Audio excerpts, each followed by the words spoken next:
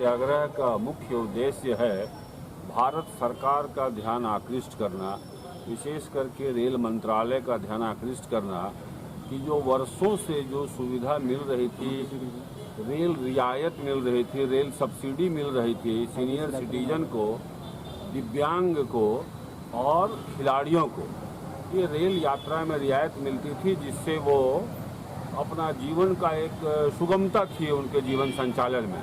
पिछले दिनों सरकार ने तीनों कैटेगरी को, सीनियर सिटीजन को, खिलाड़ियों को और दिव्यांग को, यह रेल यात्रा में जो सब्सिडी थी उसको बंद कर दिया गया।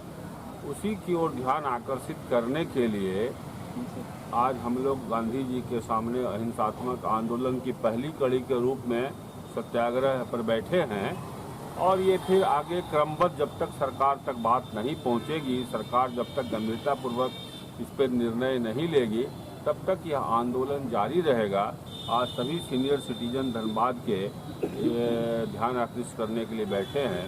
इस योजना में मात्र 4700 करोड़ रुपया भारत सरकार का खर्च होता था, तो लगभग कह सकते हैं कि 1600 करोड़ सीनियर सिटीजन पर, 1600 करोड़ खिलाड़ी पर, 1600 करोड़ दिव्यांग पर, कुल 4800 करोड़, लगभग 4700 कुछ करोड़ है जो सब्सिडी में खर्च होती थी।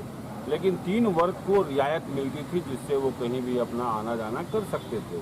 खिलाड़ी भी कई जगह खेलने जाना पड़ता है जिससे वो मेडल जीत कर लाते थे, नाम रोशन होता था देश का। वो रियायत बंद करने से, दिव्यांग का रियायत बंद करने से इनका जीवन दुभर हो गया है, आना जाना इनके लिए मुश्किल हो जाएगा।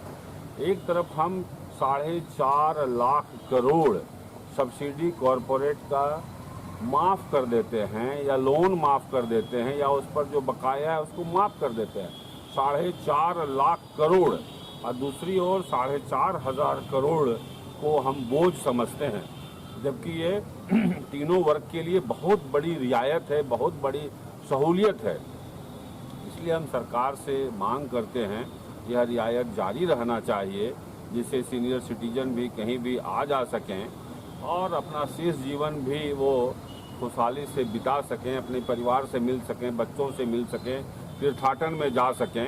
इसलिए सीनियर सिटीजन के लिए भी बहुत ज़रूरी है, दिव्यांग के लिए भी बहुत ज़रूरी है। एक तो दिव्यांग अकेले कहीं नहीं जा सकते, उनको एक सहयोगी की आवश्यकता पड़ती है। ऐसे में रियायत और बढ़ना चाहिए तो रियायत कम कर दी गई। और तीसरा, खिलाड़ी को अगर हम रियायत नहीं देंगे